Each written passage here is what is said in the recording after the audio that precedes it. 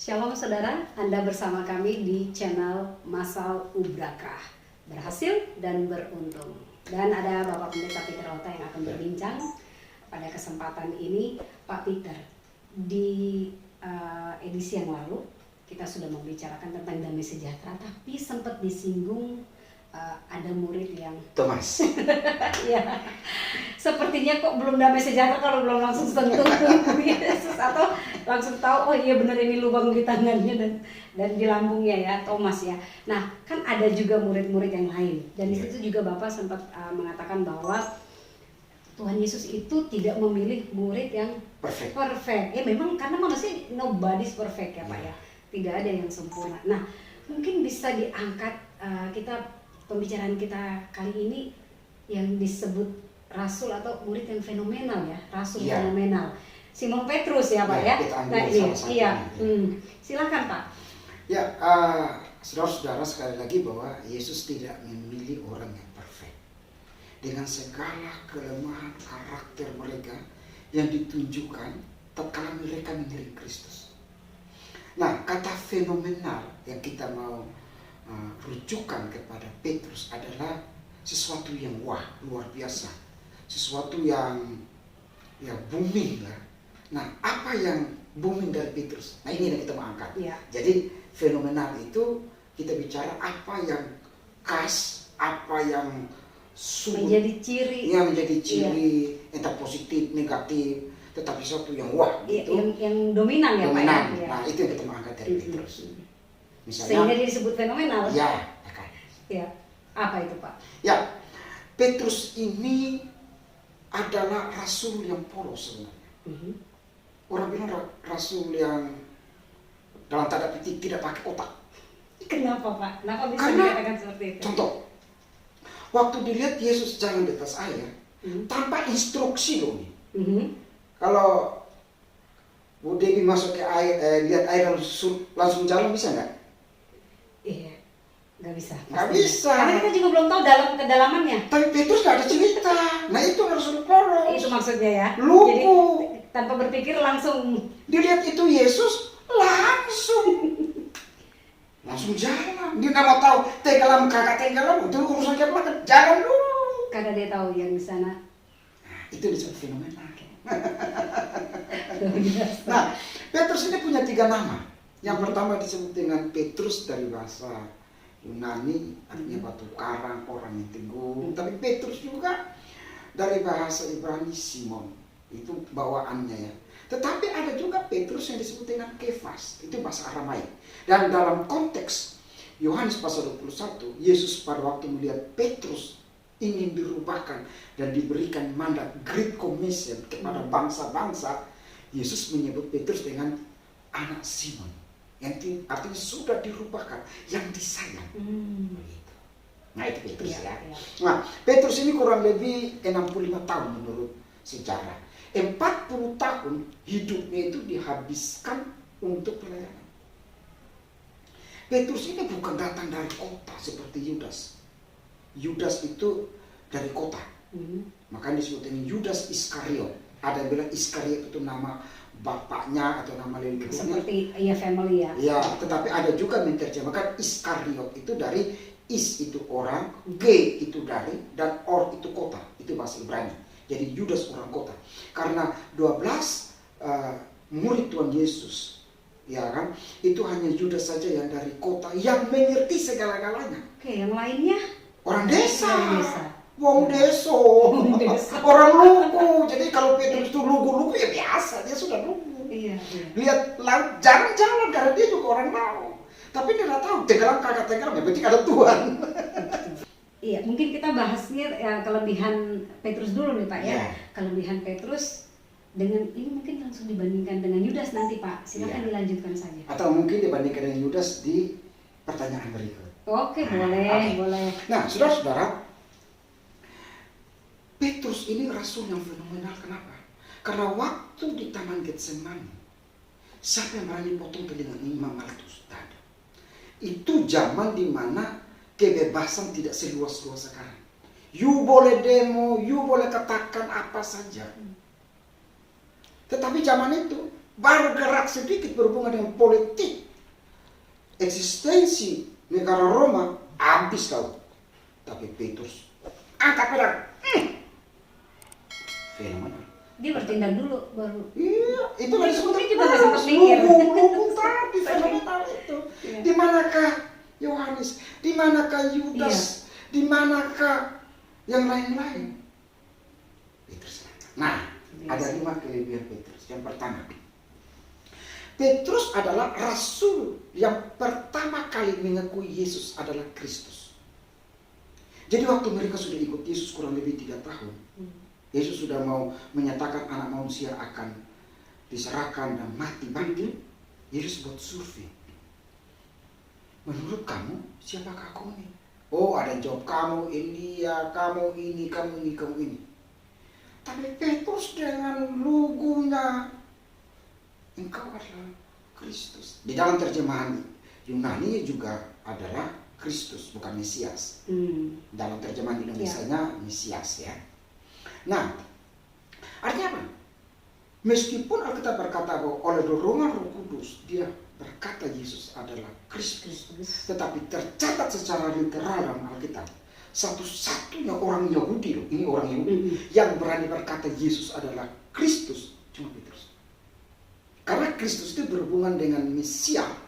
Perjanjian Lama itu berhubungan dengan konteks perjanjian baru adalah penyelamat yang diurapi mati di bukit Golgota.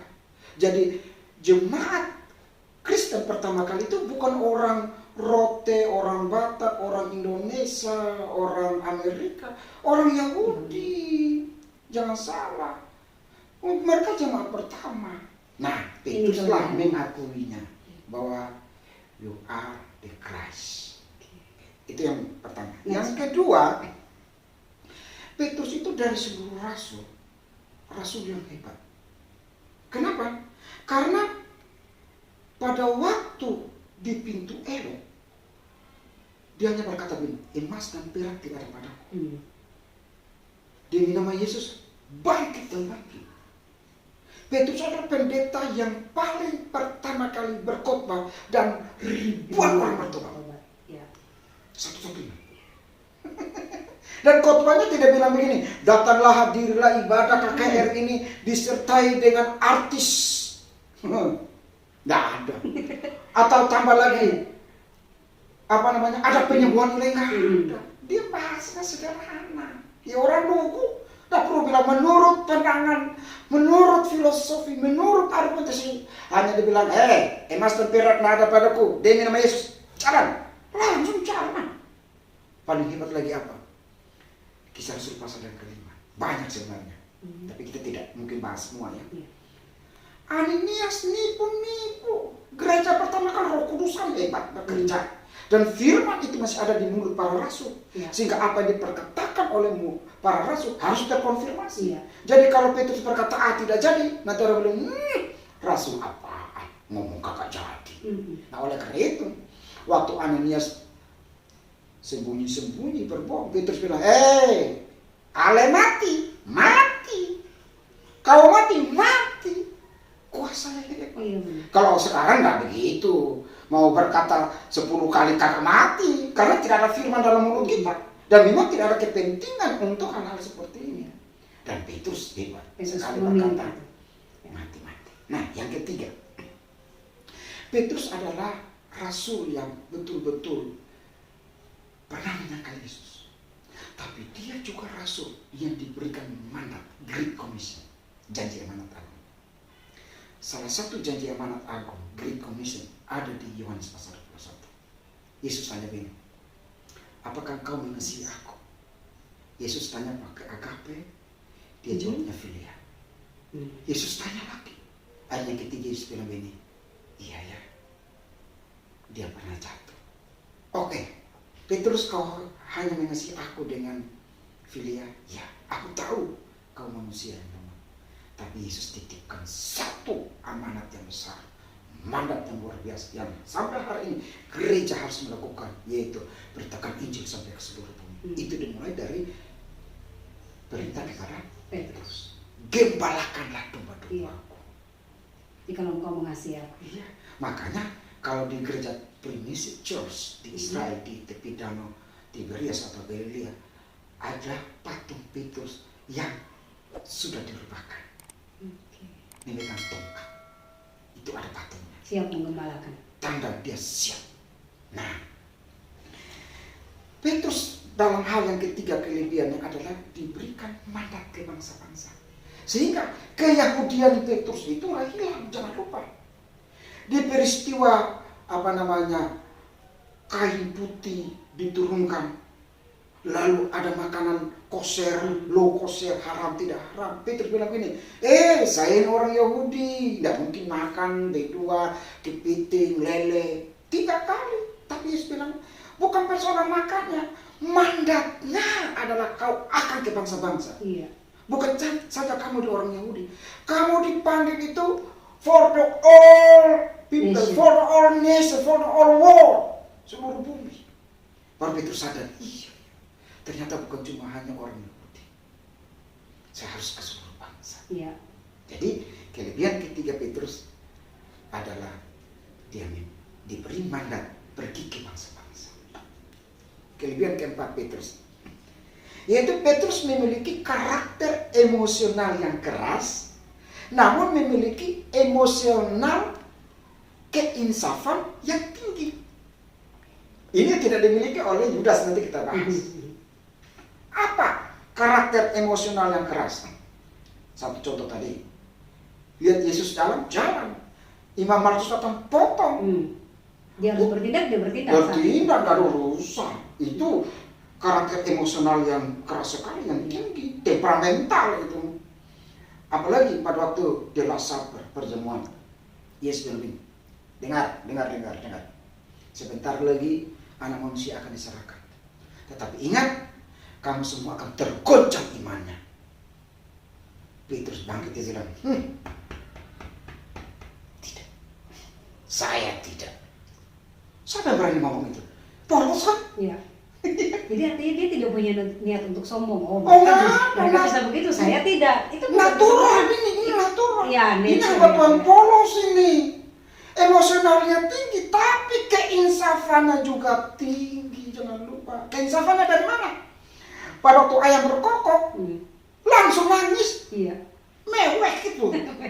Sama perempuan langsung. Tapi sama perwira, libas. Tapi penyesalan Tapi jadi seperti penyesalan kan? kompleks ya Pak ya. Kompleks sekali Itulah dia. manusia. Iya. Itulah manusia. Tidak ada manusia yang tadi dibilang. Iya, tidak ada yang sempurna. No man is perfect. Ya. Tidak ada yang sempurna. Tapi bukan berarti kelemahan kita itu membuat sebuah habit karakter dosa yang menetap. Betul. Begitu. Iya. Petrus tidak. Dia tahu itu kelemahannya. Tapi pada waktu terjadi teguran, Dia menyesal. Penyesalan yang mendalam. itu disebut dengan lugu. Temperamentalnya di situ, tetapi juga fenomenal. Hebat ya? Ya. Nah, kelebihan keempat ini harus kita lihat pada kelebihan yang kelima. Apa kelebihan yang kelima? Kelebihan kelima dari Petrus adalah hidup yang mengagumkan. Hidup yang mengagumkan. Apa yang kita lihat dari Petrus hidup yang mengagumkan?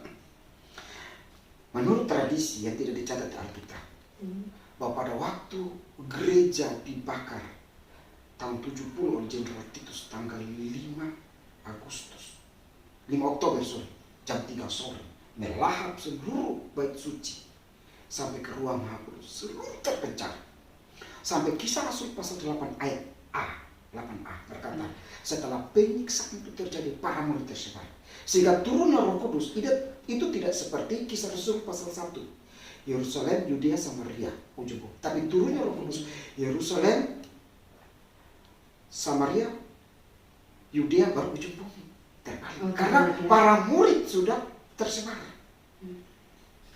Nah, Petrus melihat bahwa waduh, kekersinan saat itu mengganaskan. Tidak seperti sekarang, Anda bisa KKR di lapangan, Anda bisa bagi traktat, Anda bisa bikin YouTube untuk sebut nama Yesus. Zaman dulu tidak bisa. Makanya kita Roma pasal 10 ayat 9 sampai 10. Barang siapa mengaku dengan mulut, dengan hati percaya diselamatkan, itu tidak gampang. Tidak gampang. Tantangannya itu, zaman itu. Bukan cuma tantangan, nyawamu habis, rumahmu, keluargamu Ya. habis. Sehingga kalau Paulus berkata, dengan hati orang mengaku, Dengan mulut orang percaya, tidak gampang. Dengan mulut orang mengaku dan hati. Iya, tidak gampang. Makanya zaman dulu itu, di gereja mula-mula itu, tahu dia Kristen dari mana? Menunduk atau tuangkan tepung, lalu menggambar ikan. Karena ikan dalam bahasa Yunani itu iktros, yang bisa disamakan dengan Kristus. Makanya ada gereja yang lambangnya ikan. Iya. Gitu, iktros. Nah, Petrus itu berhentinya mengagungkan dari mana? Tadi kita sudah lihat kelebihan-kelebihan dengan riwayat biografi hidupnya begitu, naik turun, temperamental, tapi lugu-lugunya. Dilihat kekristenan saat itu, semua dibakar, disuruh tapi ditikam, diaduk dengan binatang buas. Aduh, kok ikut Yesus salibnya begini? Dia lari kembali dari rumah. Di tengah perjalanan itulah bertemu dengan Yesus dalam kemuliaan. Lalu dia tanya, "Gua vadis Domini." Gua vadis Domini. Kemana engkau Tuhan? Lalu Yesus jawab begini, "Venio Roman iturium crucifixi." Aku mau kembali ke Roma untuk disalibkan. Lalu Petrus bilang begini, "Waduh, kalau Tuhanku begini, masa aku hambanya mati dengan tenang?" Petrus itu tidak mati dengan tenang loh. Para murid tidak mati dengan tenang. Mati dengan infus, mati dikunjungi oleh rekan-rekan sepelayan, dikunjungi pendetanya, dikunjungi pastornya, dikunjungi oleh kelompok selnya, dikunjungi, membawa obat, membawa buah. Enggak. Matinya semut. Matinya itu mati ngeri. Dan Petrus berkata, ngeri ini kalau begini matinya ini. Dia disalib terbalik ya. Akhirnya dia balik ke Roma. Setelah Yesus berkata, "Venio Roman iturium crucifixi," dia balik. Lalu dia bilang gini, "Tidaklah etis, tidaklah terhormat saya muridnya mati kepala ke atas. Tergantung, ketukang kepalaku ke bawah." Jadi dia merasa tidak layak. Tidak layak. Kalau posisi disalibkan itu seperti Tuhan. Dan itulah mengagumkan untuk para semua rasul. Mereka akan mati dalam martir, roh martir, posisi martir. Itu lebih mengagumkan. Termasuk Petrus, "Aku tidak layak kalau kepalaku ke atas seperti Tuhanku. Aku kepala ke bawah." Makanya ada istilah Petrus cross, yaitu salib ke bawah. Bukan antikris ya, tapi salib ke bawah. Dia merasa tidak layak. Ya kan? Lalu kembali ke pertanyaan tadi, apa bedanya dengan Yudas? Iya. Yudas. Yudas itu, perhatikan baik-baik, Yudas itu dia tidak memiliki karakter pertobatan yang bisa diharapkan. Yudas itu tidak memiliki karakter penyadaran.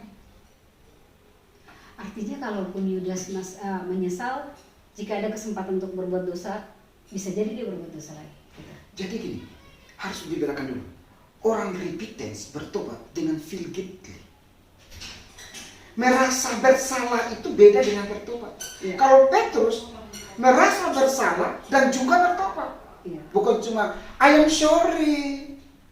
Bukan I am sorry doang. Yudas itu I am sorry. Merasa Itu. bersalah dan dia berbalik dari itu. Iya. Menunjukkan Metanoia. Iya, metanoia. Gitu. Oke.